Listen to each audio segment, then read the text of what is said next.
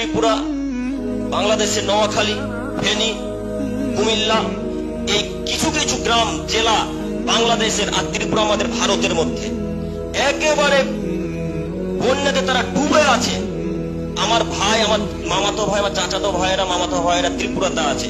তারা ফোন করে বলছে যে আমাদের নিচে তলাতে 1 বুক পর্যন্ত পানি, আমরা 3 তলার উপরে আছি, আলু সিদ্ধ ভাত খাচ্ছি।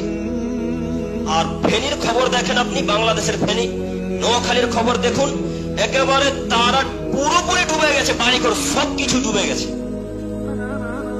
কিছুক্ষণ করছে মৃত্যু লাশ বেরোচ্ছে, তুলে নিয়ে আসছে। এখন জরুরি ভিত্তিতে আমি আপনাদেরকে বলতে চাইছি, আপনারা সকলেই ত্রিপুরা, নোয়াখালী, ফেনী, কুমিল্লার জন্য দোয়া করবেন।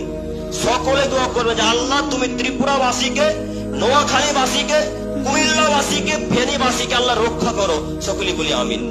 পরিশেষে দোয়া করি, হে প্রভু